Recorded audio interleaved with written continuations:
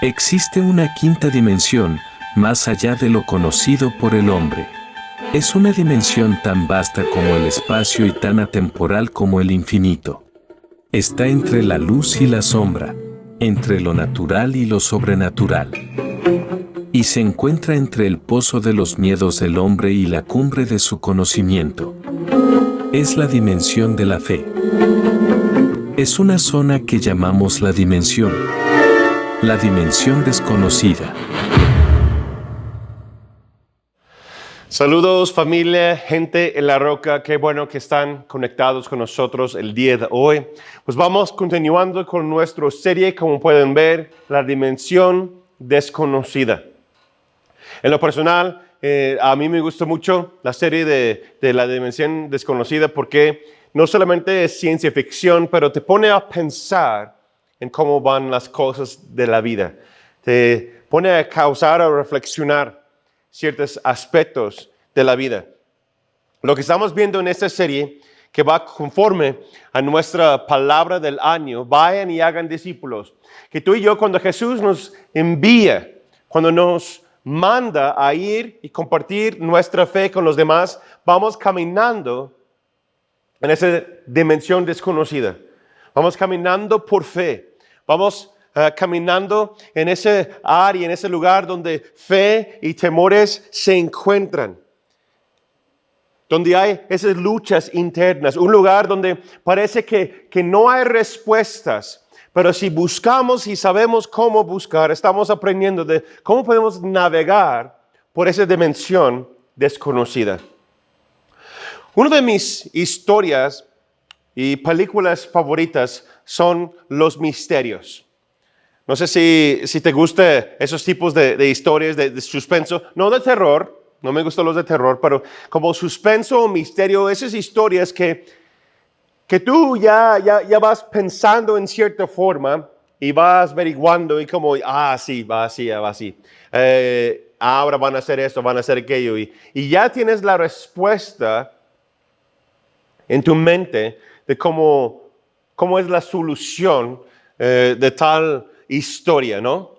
Y de repente cuando vas en esa línea de historia en tu mente, esas historias que en los últimos 5, 10, 20 minutos de la película o la historia o del libro, es como un giro, un cambio total y dices, wow.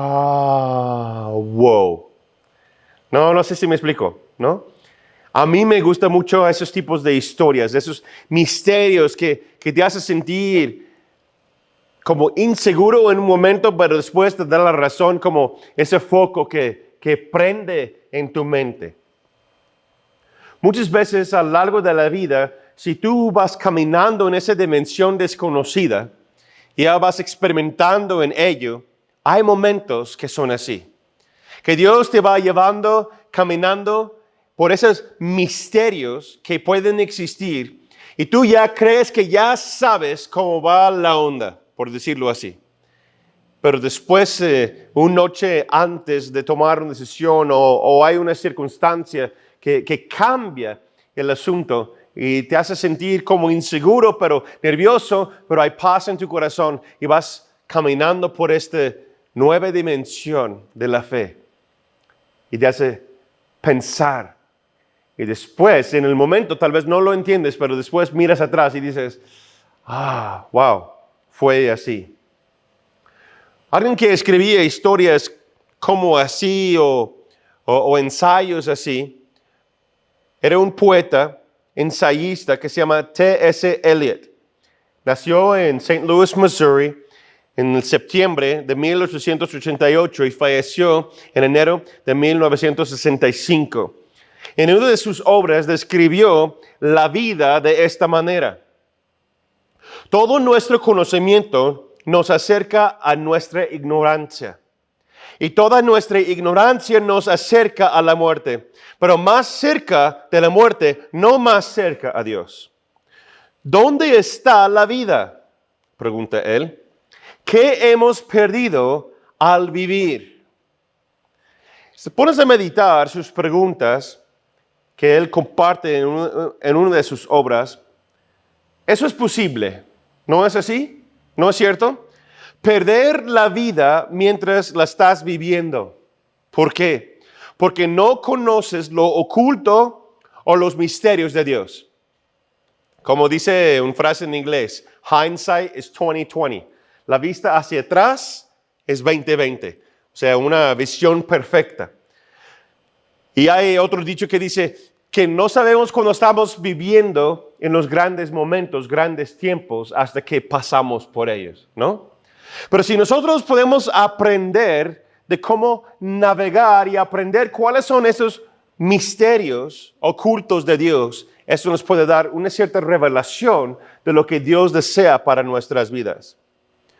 Mira, mientras que estamos viviendo en el ir y hacer, vayan y hagan discípulos, lo que tú y yo creemos, estamos poniéndolo a prueba, estamos poniéndolo en práctica. Cada cosa que tú y yo creemos está puesto a prueba continuamente. Y sabemos, porque hemos aprendido que una fe puesto a prueba es una fe verdadera. Porque aquellos que superan tienen derecho para enseñar. Mira lo que dice a Santiago al respecto de eso. Porque más que tu fe es probada, más pura y sencilla se convierte. Santiago 1, versículos 2 y 3. Tengo aquí la Nueva Traducción Viviente.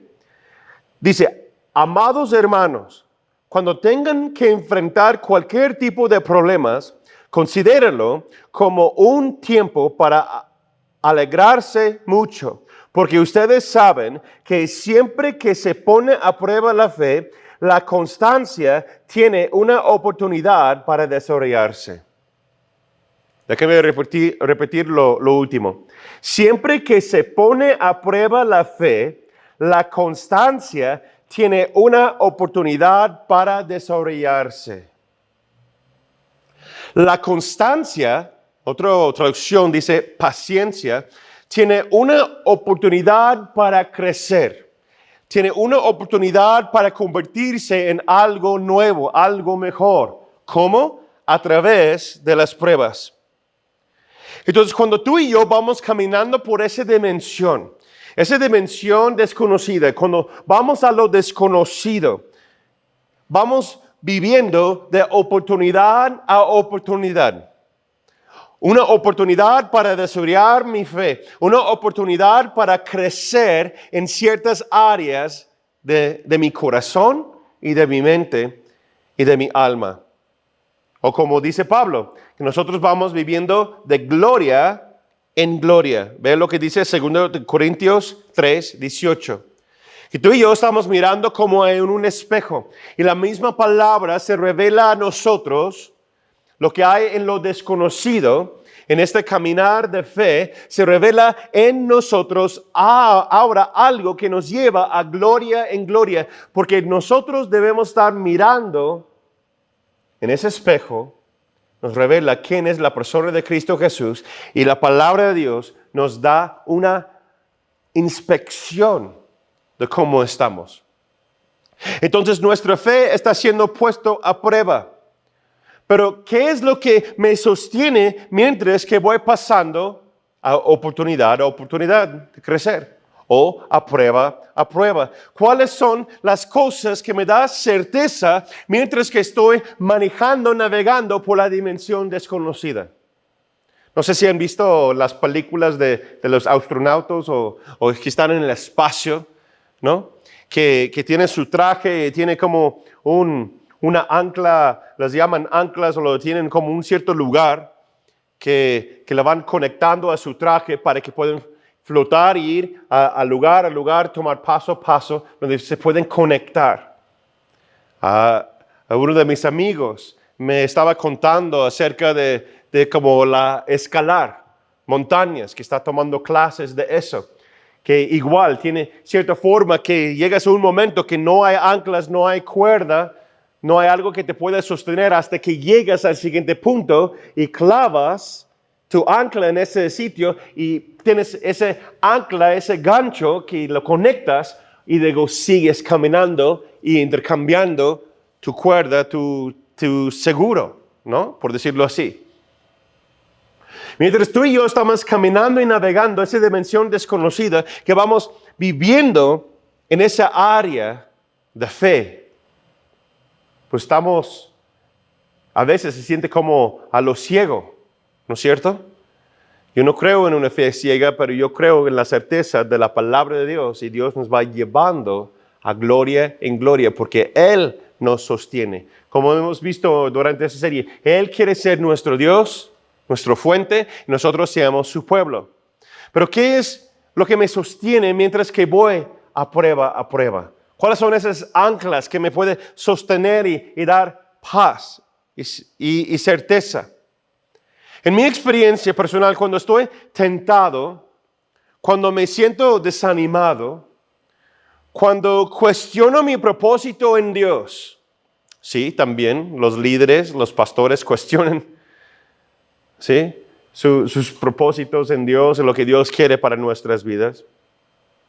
Cuando quiero rendir, cuando quiero tirar la toalla y digo, ¿sabes qué? Mejor voy a hacer otra cosa.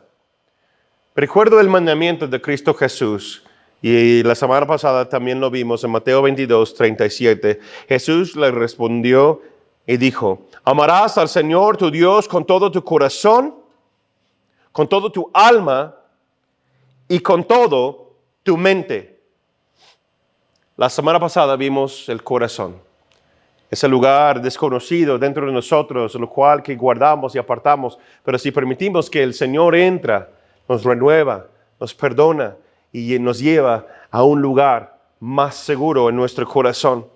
Pero ahora dice que debemos que amar a Dios con nuestras almas y con nuestras mentes, con todo lo que somos.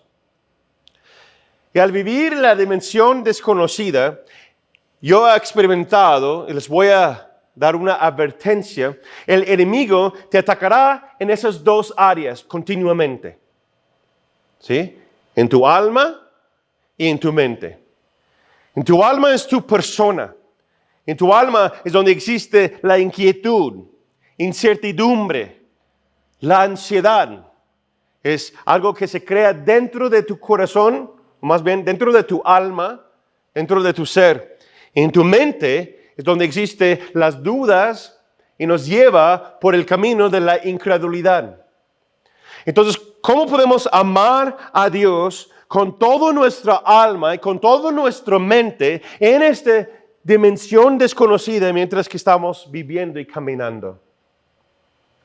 En mi experiencia es por causa de los misterios de Dios.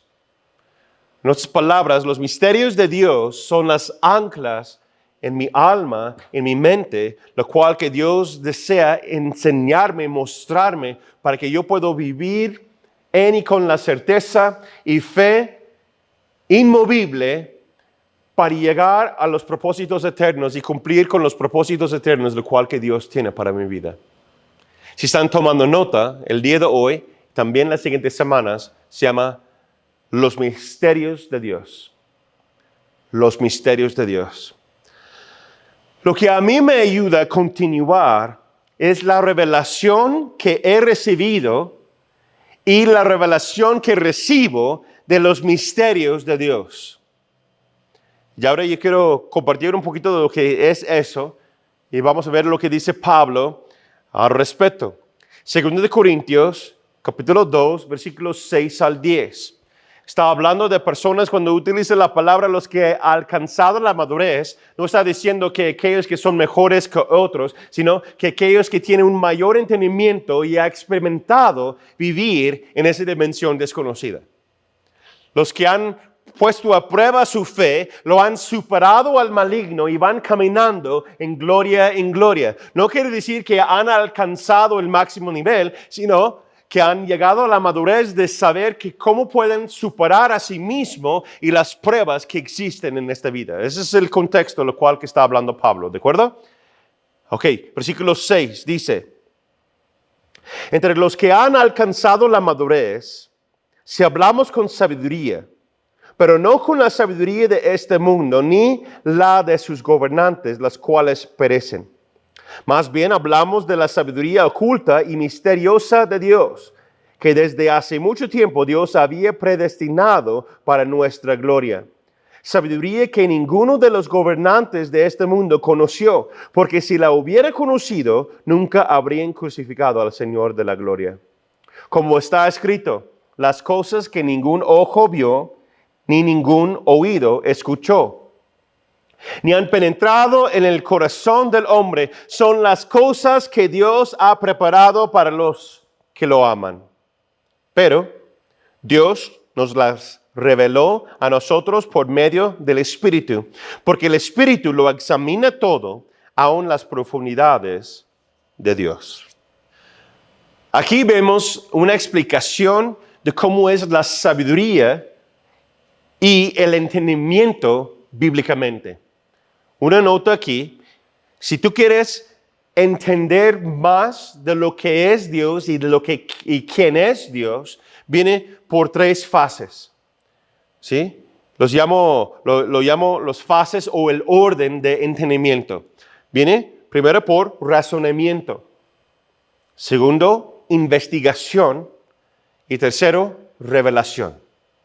¿Ok? Lo repito. Viene por razonamiento, investigación y revelación. ¿Razonamiento qué es? Ve lo que dice Isaías 1:18. Que dice Dios que vamos a sentarnos y vamos a razonar. Vamos a buscar qué es la verdad juntos, conforme a lo que dice la palabra, conforme a la persona de Dios. Y Él nos va a explicar cómo es. Muchas veces es difícil compartir tu fe con ciertas personas porque no buscan a la razón. Viven conforme al sentimiento. Pero si vamos a entender algo, vamos a ir más profundo en algo, si vamos a la zona, dimensión desconocida, tenemos que primero tener un razonamiento, ¿sí?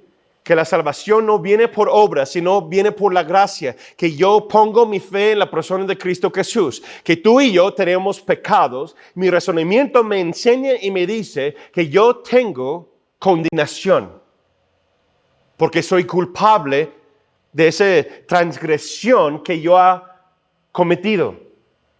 Tú y yo hemos fallado, hemos pecado contra el Dios Santo. Entonces, ¿cuál es la respuesta? La muerte. Pero alguien hizo algo y tomó nuestro lugar. ¿Quién fue? Fue Jesucristo.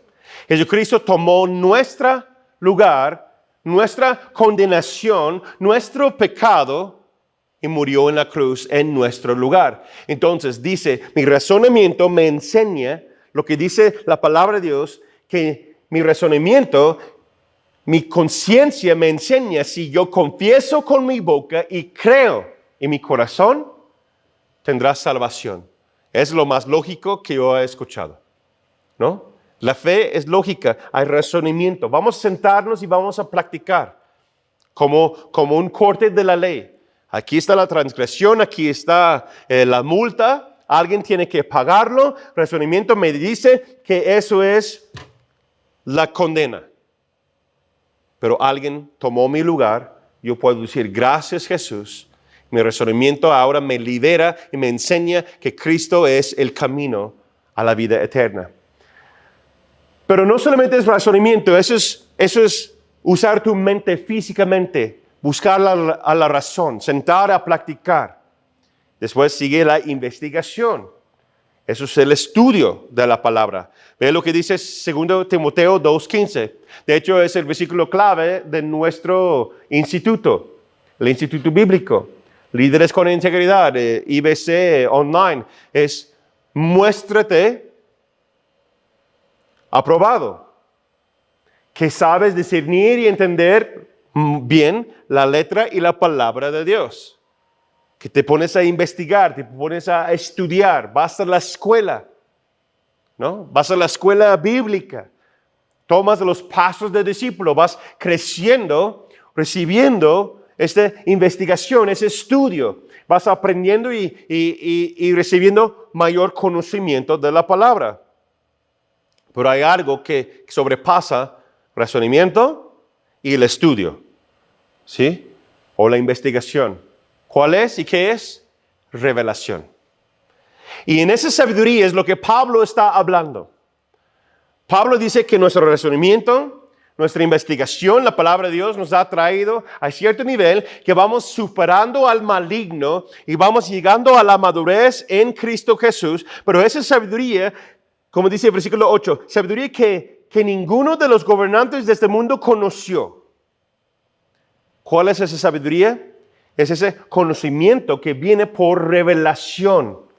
La palabra en el Nuevo Testamento es rhema.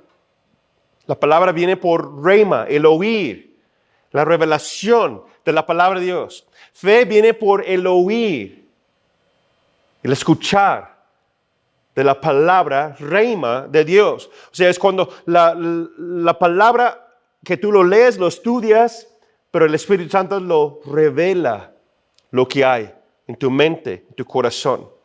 Y eso es lo que estoy hablando. Cuando tú vas navegando por la dimensión desconocida, hay ciertas anclas, ciertas revelaciones, lo cual que Dios te va dando a través de su palabra, a través de su persona, a través de tu relación con Él. Como dice Proverbios 29, versículo 18. Sin palabra profética, sin revelación profética, sin visión, el pueblo se pierde.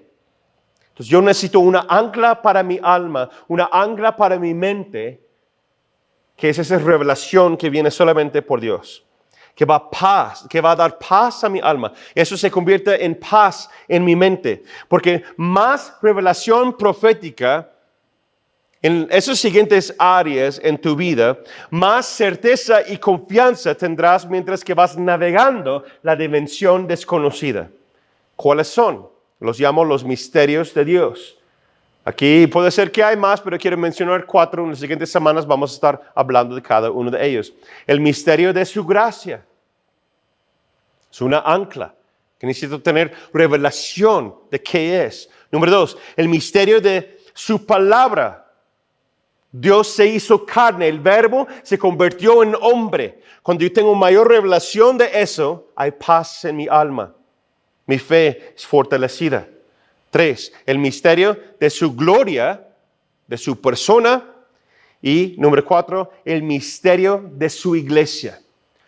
Más que yo tengo revelación profética de cada una de esas áreas, voy a tener mayor paz y certeza en mi corazón. Son como anclas para seguir navegando. Entonces, cuando yo tengo dudas en mi mente, cuando tengo ansiedad o incertidumbre en mi alma, yo puedo buscar eso a través de razonamiento, a través del estudio y a través de recibir revelación profética por el Espíritu Santo a través de la palabra de Dios. Trae paz a mi corazón cuando yo voy entendiendo más y Dios me hace entender los misterios de Él en esa dimensión. Yo quiero que hablamos del primero esta semana, que es el misterio de su gracia. Porque más que tengo revelación de los misterios de Dios, más paz voy a tener en mi mente, en mi alma, para continuar navegando por la dimensión desconocida. En el 2009, un grupo hicieron una encuesta a miles de norteamericanos cristianos. Aquellos que cumplieron con las preguntas fueron personas nacidos de nuevo, creyentes en toda la palabra, o sea, creen en toda la Biblia, y fueron de varias iglesias y denominaciones muy conocidas en Norteamérica. La pregunta que les hicieron fue lo siguiente: ¿qué es la gracia? Escribe 3 definiciones o descripciones de la gracia de Dios. Si ustedes quieren participar en la encuesta, pueden anotarlo, pueden escribirlo en sus notas y puedes después averiguar cuáles son las respuestas que tú tienes. Tal vez como muchos de ustedes están pensando en este momento o lo están escribiendo, están anotando, la mayoría de las respuestas fueron lo siguiente: ¿qué es la gracia de Dios? Salvación, un don no merecido y el perdón de los pecados.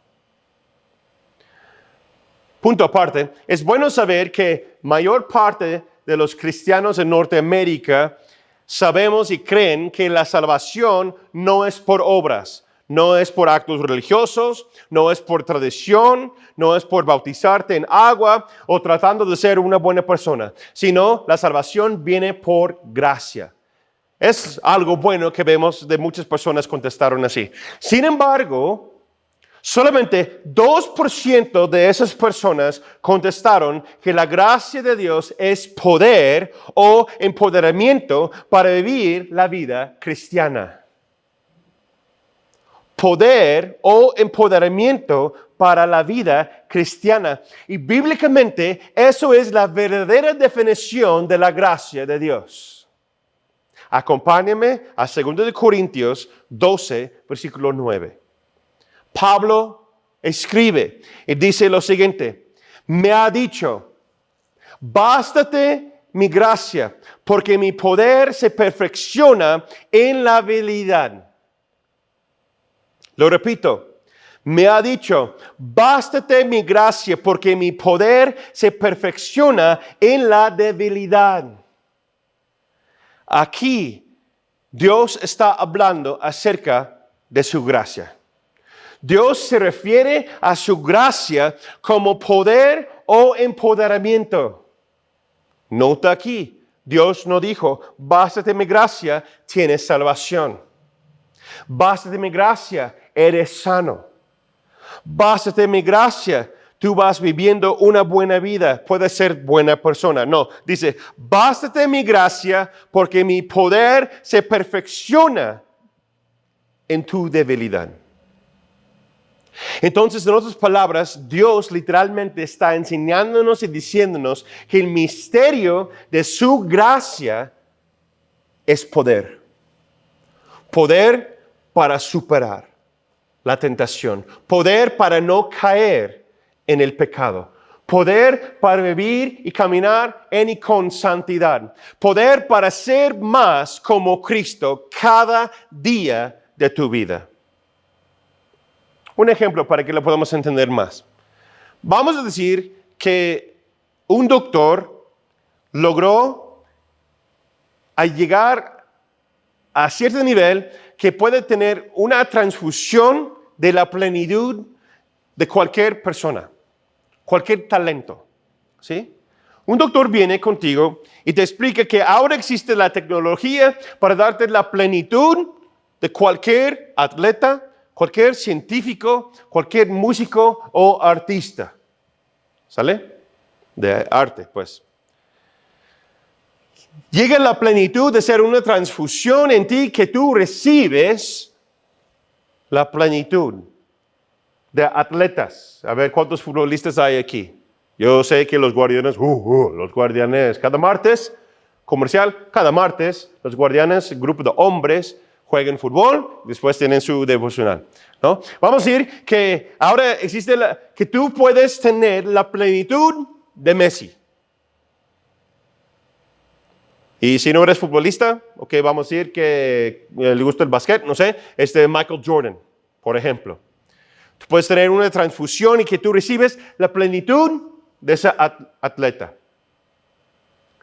Tú puedes vivir y llegar en ese oficio, en ese deporte, a ese mismo nivel o hasta más.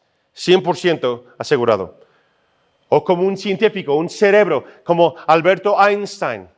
Tú puedes cargar y llegar a la plenitud de tener mente como Alberto Einstein, de desarrollar y programar y escribir fórmulas, etc. O como un músico, como Beethoven. Tú puedes tener la plenitud del talento de Beethoven y escribir y tocar el piano y los instrumentos desde cierto nivel, cierta forma.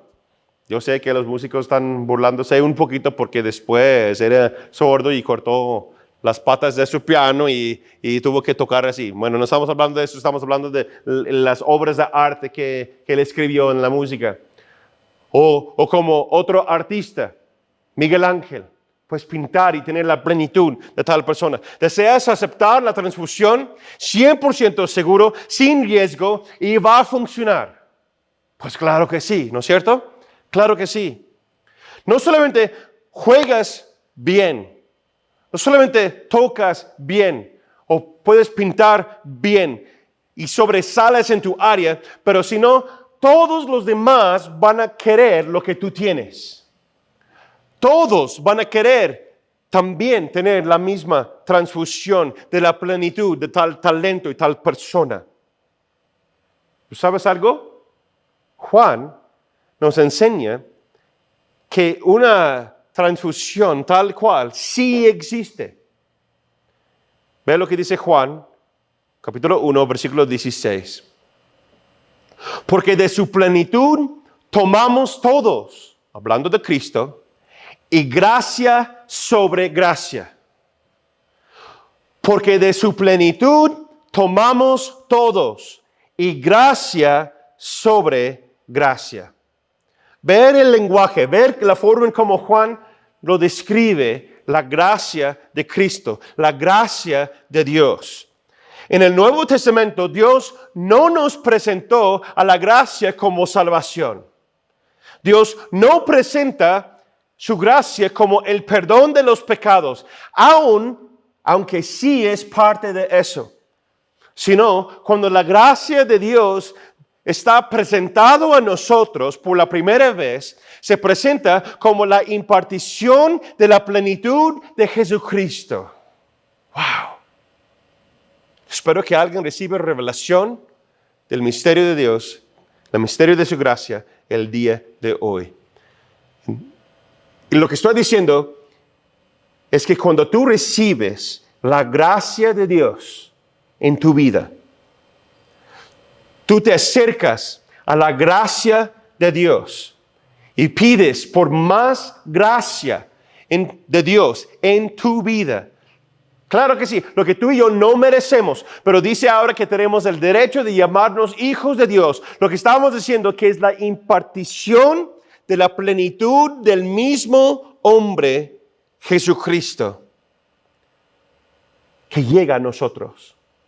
Eso incluye su poder, su autoridad, su mente, la forma como piensa, la forma como desarrolla cualquier obra, cualquier cosa. Jesús es perfecto, el varón perfecto. Y cuando nosotros vamos recibiendo, acercando a Él, Él va a impartir en tu vida como una transfusión, esa inyección del poder de Dios, de la gracia de Dios para caminar en santidad, para no pecar más. ¿Cuántos de ustedes han dicho que es bien difícil ser cristiano? Yo tengo otra definición.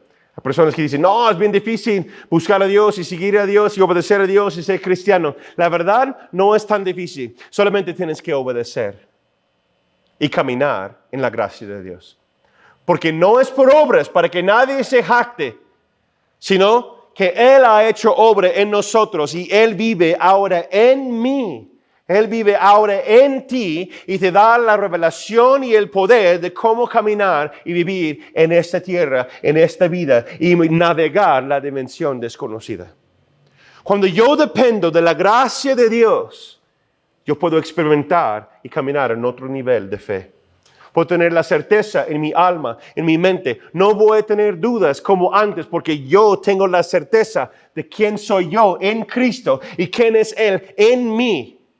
Que ahora estamos sentados en lugares celestiales y la gracia de Dios me empodera para ser más como Él.